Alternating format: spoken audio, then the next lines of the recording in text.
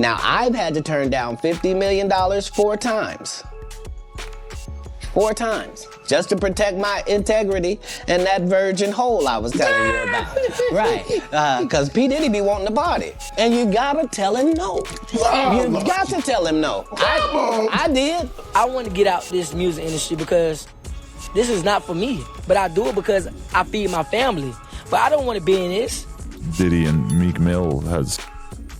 I mean, to each their own, and why would they not have sex when they're gay rappers? They. Do you think Meek Mill's gay? We all know he's gay. Who's we? Rick Ross know he's gay. I didn't know. The Diddy drama is heating up again. And guess who's back stirring the pot? Katt Williams. He's not just talking wild parties or freaky nights. Nah. According to him, it goes way deeper than that. Word is, Diddy was out here allegedly blackmailing people, real shady moves behind closed doors. Folks say he was calling the shots, making certain stars do whatever he wanted, or else. Especially the ones just breaking into the game, and 5 names kept popping up in that circle. But hey, let's be clear. This is all talk from people close to the mess. Just rumors and whispers flying around. I'm just putting the pieces together. Don't shoot the messenger. Now let's break this down step by step. No skipping, just facts people already seen and heard. First up, YK Osiris. His name's been buzzing heavy. Rumors say he was Diddy's favorite. Some even calling him the boy toy. How you know that? made love. We made love. Who you made love with? Diddy, Bow Wow, Busta Rhymes. You just told me you see Busta in the airport too. That one from China like he didn't know you. You smashed straight. After that trip to Jamaica in 2021, things got suspicious. YK was dropping thirst trap pics, shirtless pool shots of Diddy with those prayer hand emojis. Like, what's going on there? Then he posted a pic of himself lying naked, getting a massage, talking about how he was vibing to Diddy's music, eating fruit, and loving the tropical life. It had people scratching their heads like, is this just a vacation or something else going on?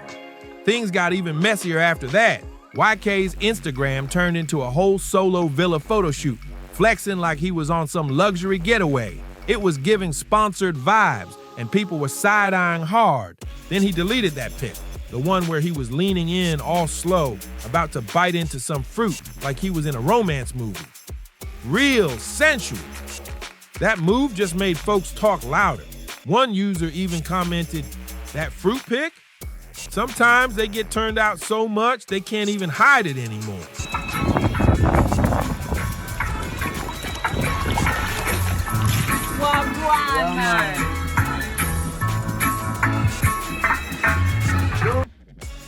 But here's where it took a darker turn. Right before that trip, YK had gone public saying he sold all his flashy rides, Lambo, Rolls, Cadillacs, all gone. He said he was broke and going through it. So how did he end up living it up in Jamaica? Folks were quick to assume unless someone else was paying, that trip wasn't adding up. Then boom, the real shocker hit. His baby mama came forward and spilled everything. She said she straight up left him after walking in and catching him in bed with another man. When YK got grilled about all this on The Breakfast Club, he didn't deny a thing. Nah, he straight up giggled like a kid caught passing notes in class. Now I'm about to Google because I ain't never heard this one. Yeah, nobody would ever say that one. Oh, yeah. So here goes Envy. They said he was Diddy's boy toy. I was in Jamaica with him. Oh, I see it now. See? YK Osiris in Jamaica with his alleged boo. See? Can we talk about Diddy new boy toy, YK Osiris? Why you did this to Diddy, man? It's messed up. He pulled his hoodie over his head, blushing and laughing through the whole convo like he had a secret crush or something. Even Charlamagne and Envy were pressing him, trying to get a real answer. Someone even joked, "Toy? YK, why'd you do this to Diddy?" He said yeah. No. Oh, okay. I was with a shawty. All right, but Diddy was there. No, he was in a whole other different... Oh, so they just made this up? Yeah, they made it up, yeah. Oh, Lord have mercy. Yeah, he was in a whole other different area. Like, he was... Like, have you ever met Diddy? Yeah. Okay, did he ask you to party? Yeah. Party? Man. Don't he put his fantasy. And YK, he just kept dancing around it. never gave a straight up no, just played it off with nervous laughs and head ducks. And that moment, it sent him into a spiral, fast. Not long after, YK jumped on Instagram looking broken. He went live, saying he felt used, like the industry chewed him up and spit him out. I want to get out this music industry because this is not for me. But I do it because I feed my family. But I don't want to be in this. This is not what God want me to do. God don't want me to do this. But I do it to feed my family. And I want to get out this. I want to get out of the music industry because yes, you go through pain. You go through this because this is what the devil wants you to go through to destroy yourself.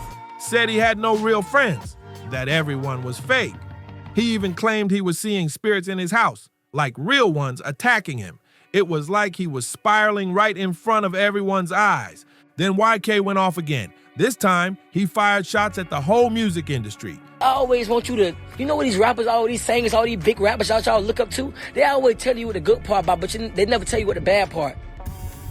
And that's crazy, man. Yeah, they got all this money, but they dealing with emo spirits. They dealing with themselves. They dealing with, man, come on, man. He said rappers love to flash the fame, the cash, the private jets, but never show the ugly side. Behind all that glam, it's pain, pressure, and straight up mental battles. He said some of these artists are hanging on by a thread. I sold my Lamborghini, I sold my Rolls Royce, I sold my Cadillacs. Yes, sir, ski. Yes, sir, ski. Ride that thing. Hey, I'm about to beat that charge. Ain't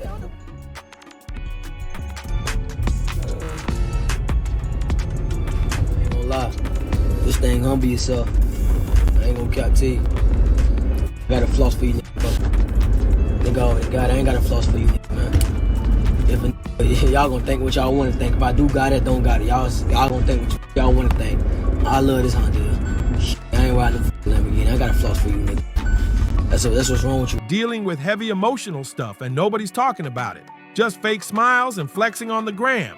YK made it clear he was done with the game. He said the only reason he stayed was to take care of his family, but deep down, he knew this life wasn't what God had in mind for him, said it didn't sit right with his spirit.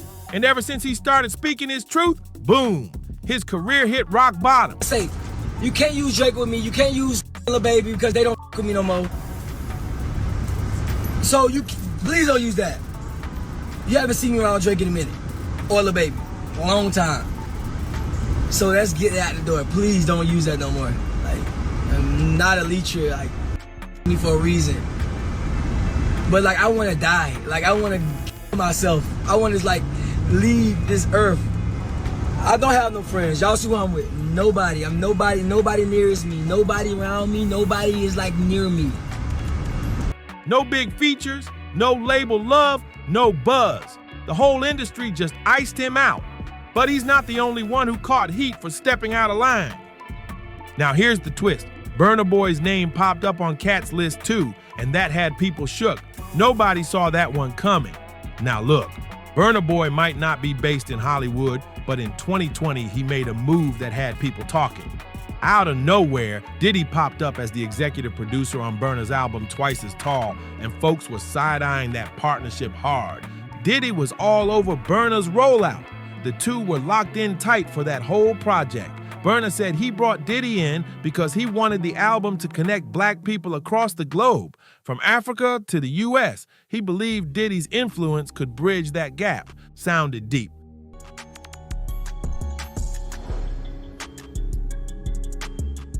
And I'm gonna take y'all out to my other crib, the Creative Compounds, like a 50-minute ride. Put on some music, smoke, get into a vibe, relax. It's gonna be some good food. There's gonna be some good food waiting for us. There's gonna be some views we don't get to see and we don't get to call ours. It's basically saying like my heart is gone. I know I heard you on some ill shit, but that's like compact greatness. And we just did that. But once the Diddy accusations started swirling, the collab didn't look so innocent anymore. People started wondering, what did Burna really have to trade for that boost? And then bam, a photo popped up online that sent the internet into chaos. It showed Diddy and Burna Boy caught in what looked like a private, intimate moment. Mid-act, Nobody knows for sure if the pic was real or edited, but the timing, super sketchy. And let's be real, Diddy's known for flexing his power, not just sharing it. That's what's got people feeling off. Burna's already a global heavyweight, so maybe that deal helped Diddy more than it helped Burna. But in this game, help always comes with strings. And when Burna's name landed on Katt's list, people knew something shady might have gone down. Now let's talk Meek Mill. His name might be the loudest on that list. His situation had people raising eyebrows from every angle. For some context, 50 Cent has been very vocal about why he kept his distance from Diddy. He once said there was a moment that straight up gave him the creeps. I explained why I didn't hang out with him, right? Because it's a little fluffy stuff going on. It's not your scene. It's not my style. Not your scene. They hug you from the front and the back at the same time. I got uncomfortable with him because the way he was asking to try and get me to hang out with him was like, yo, I'll take you shopping. And I'm like, what you mean? Like, that's something you say to a woman you're attracted to, maybe. Right. It's just weird, bro. And now you start to see a lot of the weird stuff that was there. It looks like it all lines up, don't it? It was not in the closet. It was in front of you and you wasn't seeing it because you see the beards or you see the girls. So you didn't look at them the way it actually is to a degree. When I say people respond, how people respond to things matter, like the internet will take to it and just go off with it. Meek responds being the uncomfortable. Something just felt off and he backed away quick. But while 50 was pulling back, Meek was doing the exact opposite. He started popping up everywhere with Diddy, rocking matching fits, hitting the stores together, even rolling through parties like they were besties. It was all too cozy for some folks. And 50, he didn't stay quiet. He clowned the whole thing, calling it out publicly. He pointed out how Meek's bond with Diddy seemed to tighten right when those exclusive invites started flying. See, now Meek is in the same shirt. He's out there in the same shirt. This is not Photoshop. This is really happening. I'm just saying to you. No, stop it. Look, you set that up. Look, you set that up. There's he's in the same shirt. What do you mean he's in the same shirt? I obviously was not offended by what I was offended by. This is what I'm saying, bro. Like you go, I'm like, nah, it was odd. Like, this is some of the things that people say. Like, girls, guys may say to a girl, let me take a shot. See? Damn. They found it that quick. What do you think's happening in the middle? I don't know what is going on. Wow, they found Kendrick and Whiteface. The timing had people doing a double take like, was Meek just networking or was there more to the story? We do this for our family, our sons, whatever they taught us in the streets. We grew up looking up to I looked up like Puppet, I was on TV, I was so far gone. We grew up looking up to on a corner that was on a corner for 25 years. But this wasn't just about matching fits or VIP parties, it went way deeper. According to folks close to 50 Cent, Meek didn't just chill with Diddy, he got real close. Too close.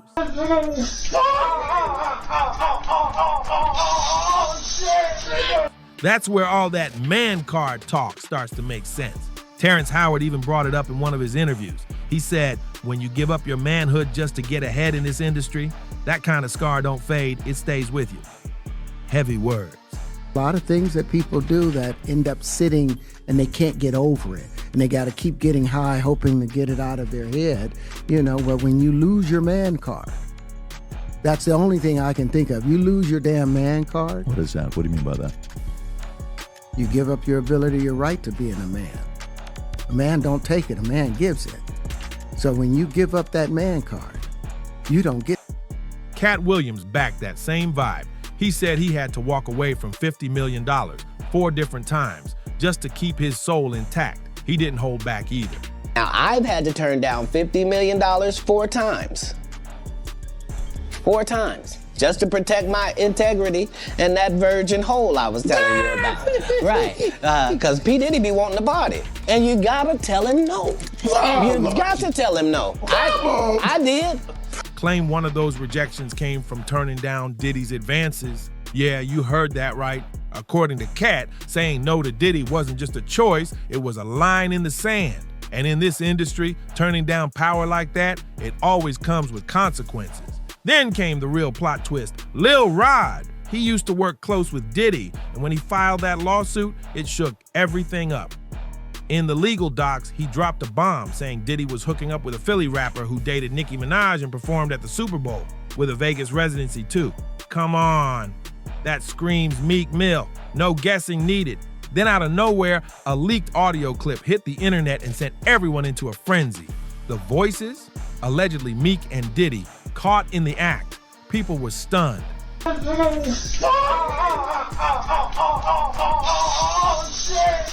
The wildest part? The bodyguard who leaked it claimed it all went down during one of Diddy's infamous freak-off parties. He said Diddy spiked the drinks at the event on purpose to get people so high and wasted they wouldn't even know what was happening around them. That's when things started clicking.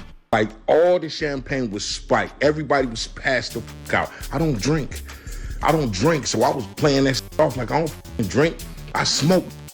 Like, I smoke and I had my own weed, but like everybody was passed out. Yo, Diddy had that man in the room. Look, yes, I put my ear to the door and I brought the phone because Diddy started going in overdrive. I ain't know what the was going on, but I just heard balls slapping against cheeks. I heard struggling to take. I heard being like, yeah, daddy. Like when he started all that daddy this and daddy that, and then I heard some hollering and struggling. Like, yeah, I kept the phone there and I recorded all this because I was like, this Diddy. The timeline, the people involved, and Meek suddenly going radio silent. It all started to make sense. And now, Meek's out here posting like nothing happened, calling himself a king from the trenches, talking about global moves and saying people are trying to shut him up. But let's be real, it's starting to feel like Meek's just trying to protect his image, not fight off a lie. Then enters Orlando Brown. Yeah, the media's painted him as unstable for years, but suddenly, some of his wild rants about Hollywood don't sound so far-fetched. Orlando's been talking about secret rooms, shady parties, and messed up stuff happening in celeb mansions for years. Well, you know? Right. So can you tell us like what stuff he used to do to you? Just call me names. And then give me rides on the scooter, and then take me in the Ferrari and fly me away, and then gas me up and then be like, you poor. And now, folks like Katt Williams and Jaguar Wright are saying there's a reason Orlando acts the way he does. It's trauma from what he allegedly went through behind the scenes. According to multiple people close to Orlando, the crazy act might be a cover. Jaguar Wright even said he's playing that role on purpose to stay alive. And if you really listen to his interviews, the dude isn't just rambling, he's dropping real gems.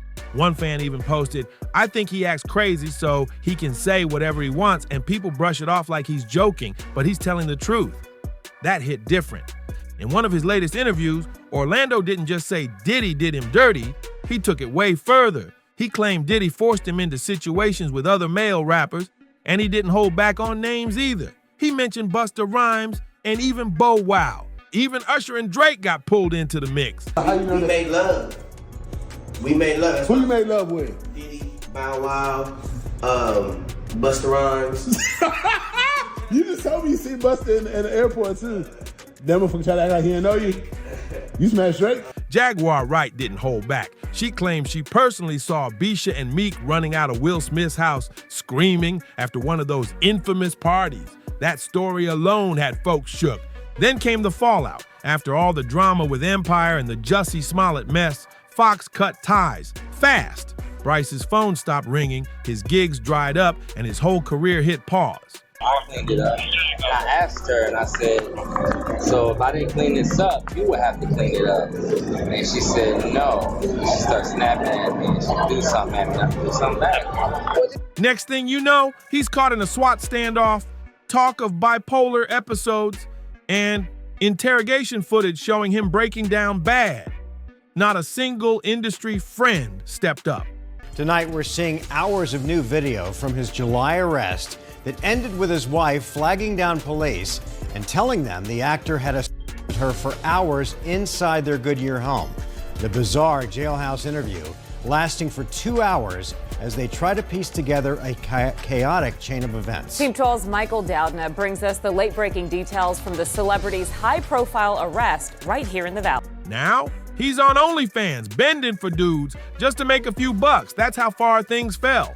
But here's the latest word on the street. Bryce is gearing up to strike back. He's allegedly prepping a $50 million lawsuit aimed straight at Diddy and Will Smith. If that's true, it could finally crack this whole thing wide open. Young men have left their house screaming to get away from them in their mentorship. Meek Mill, Bryshere Gray, left that house screaming. As more lawsuits pile up and more voices step forward, this rabbit hole just keeps going deeper and darker. One of the wildest claims, Joseph Monero's civil suit. This ain't gossip, this is legal paperwork. He straight up says he was drugged and dragged into one of Diddy's freak-off sessions. Claims he was taken through a hidden tunnel that connected to Gloria Estefan's property. And who did he say was there? Jay-Z, Beyonce, LeBron James, yeah, them. He says he was forced to wear some wild, humiliating outfit and paraded in front of the entire room. This wasn't just a party. This was a full-blown power play, and now, while Diddy's out here trying to delay the trial, the judge already hit back with a hard no. People are finally starting to ask the real questions. Who else knew? Who's staying quiet because that same footage is hanging over their heads? One user pointed it out. Katt Williams, Pimp C, Terrence Howard, 50 Cent, they all warned us. Puffy came for them, and they said no. The crazy part, nobody believed them until now. Another said, this case took so long because too many big names are tied up in it. They're scrambling to protect each other, using secrets to keep the worst parts buried. So, what do you think? Is Katt dropping cold facts or just throwing gasoline on the fire? Drop your take in the comments. We want to hear everything. And if you're riding with the real, not the filtered fluff, hit that like, subscribe, and don't blink because the next jaw dropper, it's already on the way. See you in the next one.